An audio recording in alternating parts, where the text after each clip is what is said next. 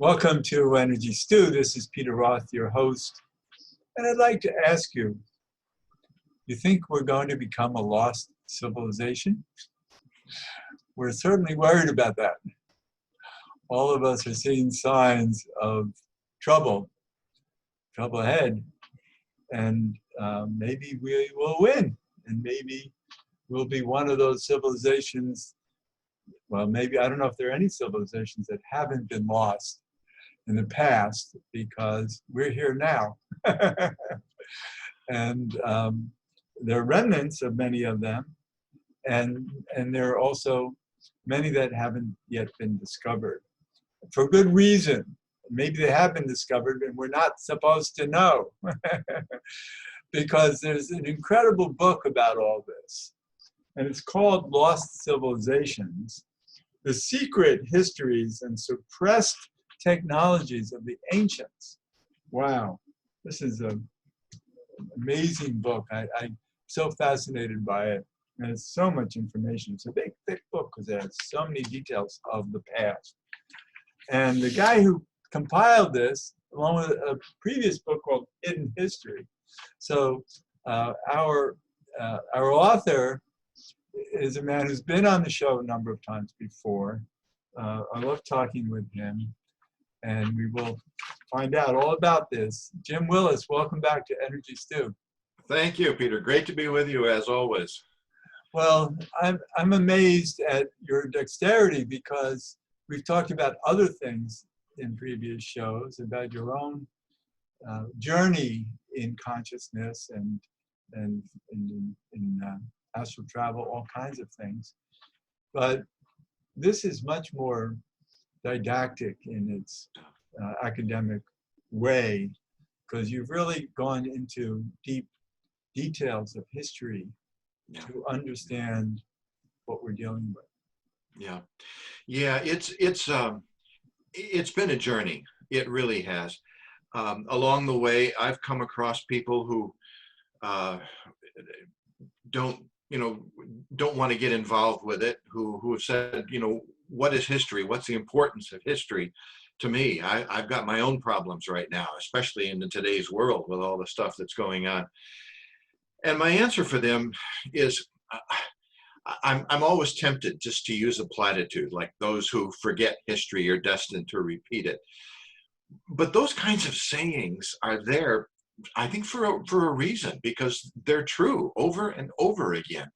Let me just give you one example of why the study of previous and lost civilizations is so important. In 1783, now we have to remember, this is only a decade or so after the American Revolution, after the American experiment began. 1783, Edward Gibbons wrote a book called The Decline and Fall of the Roman Empire. Now, that's a book that used to be on the shelf of every educated person in the world. Edward Gibbon was a great historian, and through a tremendous analysis, he wanted to find out why the Roman Empire fell apart, what happened to it. At one time, this was an empire that stretched from Ireland all the way through to right up until the borders of Asia and China and all that. It was just a huge empire, and he wanted to know what made it fall. And in his study, he came up with 5 reasons why the Roman Empire decayed and fell apart. And I'd like to share those 5 reasons with you. And I'm sure they're very relevant today. I'm wondering, as I share these, if anybody turned in late and didn't realize I'm talking about the Roman Empire, I wonder if he thinks we're talking about America of this century. He said the number one reason, and I'm always amazed whenever I reread these. The number one reason that the decline and fall of the Roman Empire came about was because sports and entertainment received more and more money while the plight of the poor was neglected. We all know about the Roman Colosseum and the sports and the things that went on there, the gladiators and all that, but it became so important to watch these spectacles that they put more and more money into these spectacles while the poor were neglected in Rome and throughout the empire. Second reason the Roman Empire fell apart was because money, a disproportionate amount of money went to the military rather than to the public good. And the third reason, he said, was that violence in both games and in public life became more and more accepted and prevalent. The fourth reason was because people's faith in the government was undermined, and Gibbons said, justly so. And the fifth reason was that religions, which had kept the Roman Empire together, grew fragmented and became a cause of dissension rather than unity. Now remember, he wrote those words in 1783, and I swear he could be talking about modern civilizations today. It's just, I find it absolutely amazing. And it's so fascinating to me, and especially, I was just thinking about the last one you said, and how the Christian evangelicals in this country, you would think would follow the teachings of Jesus, and they don't. They're, it's amazing how, I don't know what to say, but it's funny. My daughter and I, of course, Christianity was my home. I haven't been in the church for 10 years, but I was a Christian minister for 40 years. And my daughter and I were watching an interview yesterday with one of my favorite characters in the gospel scene. His name is Mark Lowry, and for years he sang with the Bill Gaither vocal band. Mark Lowry was born and raised in an independent fundamentalist Baptist church, and he is an extremely funny guy. But one of the reasons he said he got so concerned about what they were doing, he said people would come to our meetings, and I wasn't sure, our concerts, and I wasn't sure if we wanted to make them into Christians or Republicans. And I thought that was, the politics has just become so immersed in Christianity. And it's not just Christianity. Go to Israel, and you'll find the politics just are right through Judaism. And then turn to Islam. And Islam is, of course, blatantly political. And all of these... let's call it extremist. Yeah. And they tend to establish a base and just take over. And that's what happened in Rome. Where religions just became a cause of dissension rather than unity. The whole idea of Judaism, Islam, and Christianity, in Buddhism and Hinduism, you find the same things repeated over and over again. Love your neighbor, forgive your neighbor, do what's right. The golden rule is repeated over and over again. More and more, religion has moved away from that and turned into a theater for political purposes. Well, it's become very tribal. Oh, yeah. Tribalism is really not a high level of consciousness. Being collective is really what we want. Yeah. And so I don't know. I talked to people about this, and I asked them about this, and I've talked to quite a few people and corresponded with quite a few people saying, why aren't people interested in history? Why aren't people interested in finding out the frailties of previous civilizations? Because then we can relate those to our own, see if we're going down that same path. And I've asked people this question. I've asked people this question over and over again, and basically I get variations on three main themes, and they surprise me. They really do. Number one, people don't pay attention to this stuff because, quite frankly, our technology has grown and evolved faster than our morality and the ethics needed to control that technology. Technology has shortened our attention span. There's no question about that. I used to read, I can find it in myself. I'm not just criticizing other people. I'm thinking about it myself. I used to read 3 or 4 books a week regularly. Now, maybe one, that kind of thing. But it's not, let me just interrupt. I'm sorry, but it's not that, you're not reading the books as much as you're not educating yourself. Well, that's it. That's it. There's a difference between reading about something and reading something. Reading, there's if you want to find out, for instance, I'm amazed at the number of people who are fascinated by stories about Atlantis, but they have never read Plato to find out what Plato said about it. He's our only guide. I mean, he was the one from where it all came. And people who have heard, people hear all these stories about Atlantis, but they've never read Plato to find out what a living, breathing philosopher called Plato actually said about it. And how I know in my own life, I find myself, whereas I used to sit down and read a book where I would catch all the nuances and all the other things. Now I sit down and turn on the television. Our attention span is getting shorter. People want their wisdom now or their knowledge now in small sound bites. They want something they can easily handle, and something that comes in, I don't know how many characters Facebook or Twitter or whatever it is allows, but they want their information. If it's too much, they don't do it. I ask people this sometimes when you're going to look at Facebook. What's the first thing that you look at about deciding whether to watch this video or not? And they say the title. And I say, what's the second thing? And they say the length. Right. If it's over 8 or 9 minutes, they're just not interested. Also why I do half-hour radio shows. That's probably a very good idea. Right.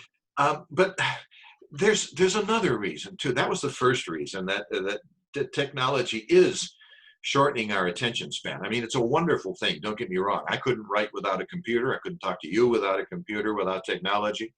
I love it. But on the other hand, we are paying a price for it. And I'm not saying we have to change anything necessarily, but we have to be aware of it. Otherwise, we just keep paying the price. The second big reason, though, that I'm discovering about this is a little more personal. New York Times had an article just a couple of days ago that talked about the sickness of selfishness. We are becoming a people who are more and more self-centered. More and more about me as an individual. But it's not just about me. It's about what me wants. Yeah, that's a good way of saying it.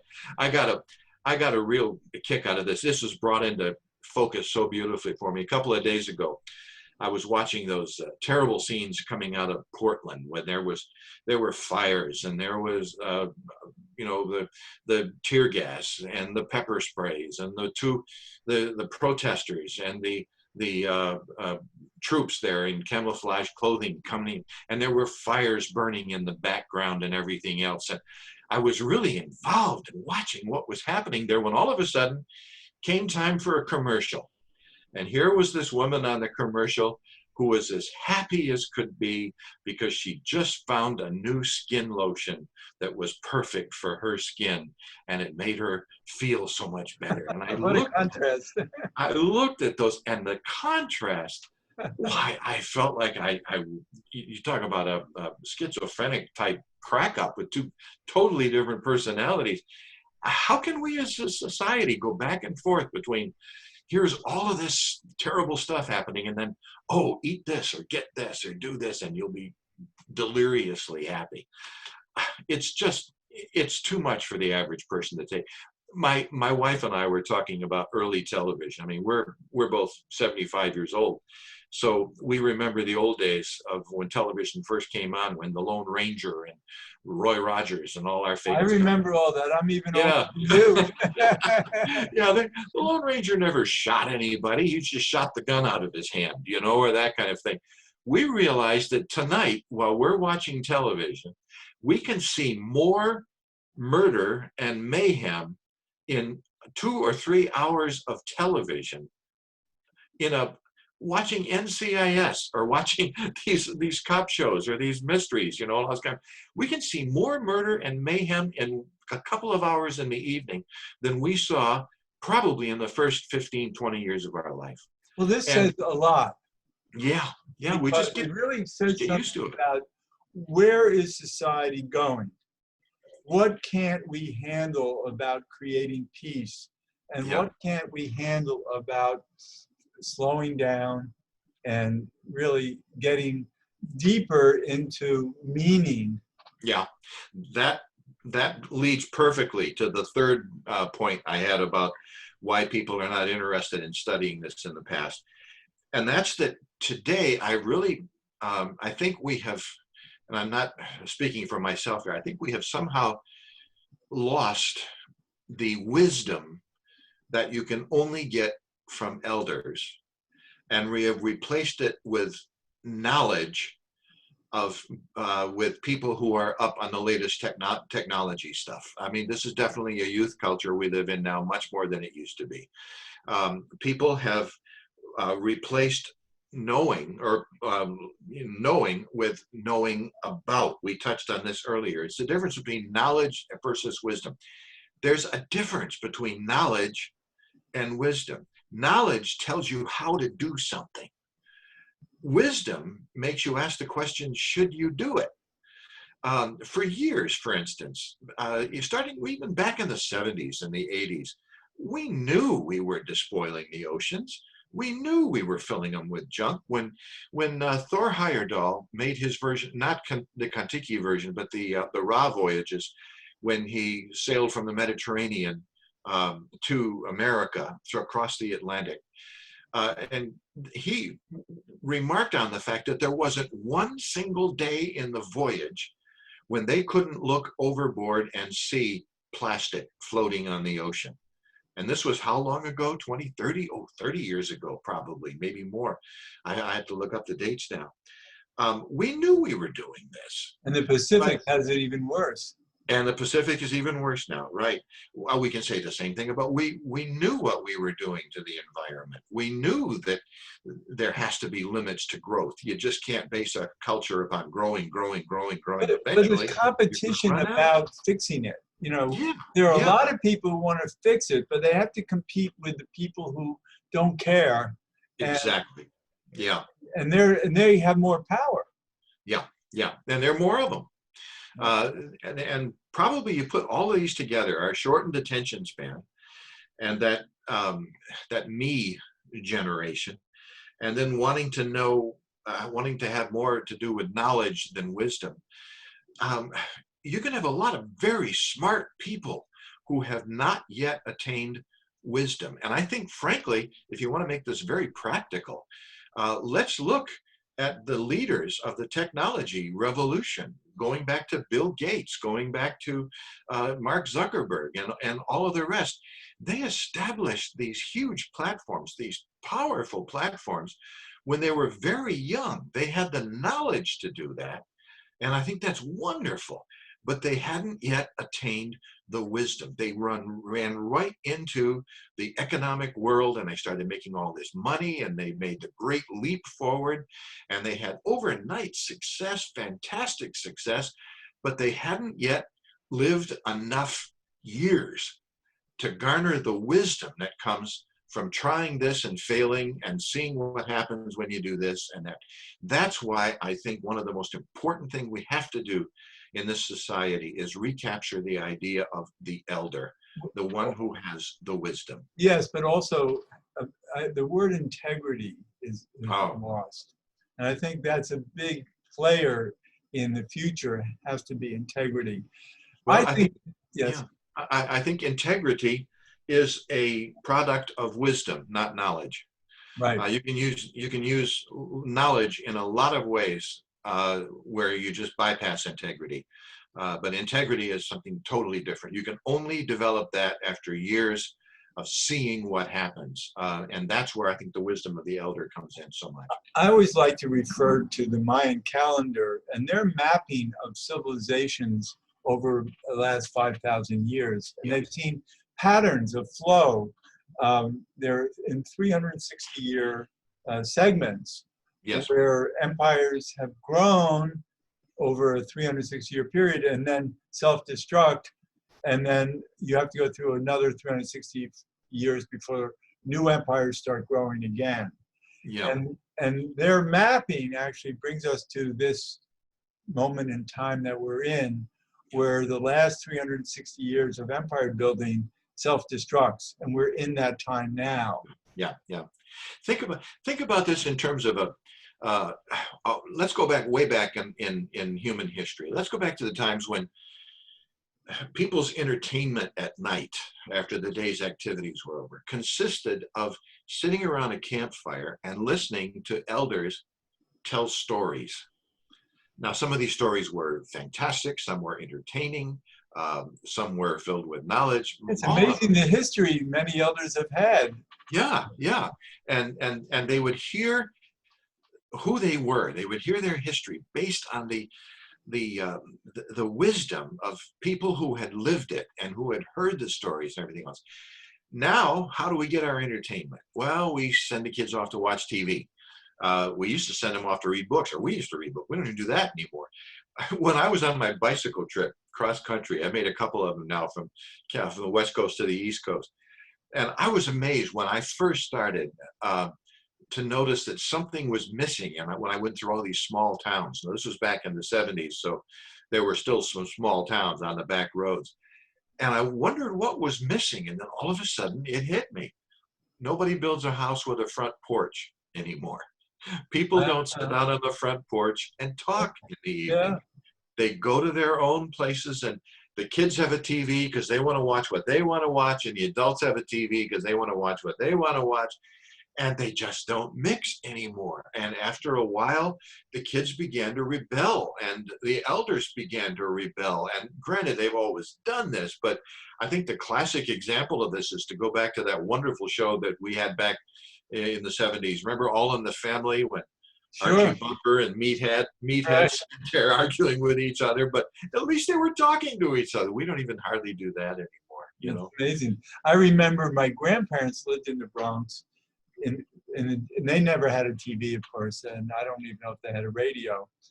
But they would sit. I bet they sat down on the stoop in front and talked. No, they lived in an apartment house. Oh, really? Yeah. On the second or third floor, and they had a window that looked out on the street, looking at the shops and all that. And it was a side street, and they just sat there. And anytime you go to visit them, you'd always see them in the window, looking at all the people and that's how they pass their time. It's like being on the front porch. Yeah. Some of the greatest memories of my childhood are sitting on the front porch with my parents, and people would walk by after dinner and they would stop by. We'd say something and they'd stop by. Maybe they'd come up and sit down, and my dad would always pour the coffee or something, you know, and we'd sit and talk. And even as a kid, I used to love to just sit around and listen to these kinds of stories. Yeah. We just don't do that anymore. It's all look at a television, or instead of reading a good book. I used to go into people's houses as a minister. I would visit houses all the time, you know. And one of the things I would used to do would be to go in, and when they sat me down there, I would always look around the room, see what books they had there. And you could always find Robert Louis Stevenson. You could always find the Bible. You could always find the classics. Most people just don't read the classics anymore. They just don't seem relevant. And yet that's where the wisdom is. Yeah. And in our society today, I'm really afraid that we have we're too far along the journey. I'm not sure there's anything bringing us back. And I think the young people today will bring us back, because I think what they're learning from this lockdown and all of that. I hope so. This might be a blessing in disguise. Right. What bothers me is that now that we're so unified, it's such a global community nowadays, that I wonder the things we do now affect global, have global ramifications. And I sure hope we haven't gone too far, but I've seen civilizations in the past that they overgrazed, they used up their resources, and then plagues came. You know, there used to be we talk about the Amazon, for instance, being a pristine wilderness. Well, it isn't. It's been destroyed. A long time ago, 400 years ago, when the first Europeans made the trip down the Amazon River, they described thriving villages, thriving communities But unfortunately, disease, European diseases got to these people who had no biological defense against them. And thousands, millions of people just got absolutely wiped out. The Amazon claimed its own, and it's only within the last 20 years that we are finally beginning to say, wait a minute, that wasn't a pristine forest. There's evidence of humans here. And we just forgot it because it was 100 years between the first time that Europeans came into touch with these people and the second time. And in that 100 years, we had destroyed totally a whole civilization through the pandemic. So your book, Lost Civilizations, we're actually getting very close to the end of the show. Lost Civilizations has so much information. It's fascinating reading. And there's so much we need to do. We need to talk more, of course, because sure. I want to get into how fantastic this book is, and people can find it. Lost Civilizations: The Secret Histories and Suppressed Technologies of the Ancients. Jim Willis is your name, and they can find you where? Probably the easiest way is just go to my website, jimwillis.net, and it lists all my books, and also has a contact page if people want to contact me. I'd love to hear from you. It lists all my books and all the things that are going on, all the activities that I've got going on. If you go to Facebook, as much as I said about Facebook, yes, I have a Facebook page too. It's at Facebook, it's jimwillis.author. And I really encourage people to go to my YouTube channel as well. Matter of fact, I'm hoping 13 people hear this and sign in, subscribe to my YouTube channel, because my daughter tells me if we get 13 more people, we've entered the next level, which will make the advertising so much easier. Encourage that from our audience. Good. No, this is wonderful talking with you, and always is. There's so much deep stuff that we still need to get into because it's endless. Anytime, Peter. I love it. I love it. Yeah. Thank you very much. I appreciate it. Thank you so much, Jim.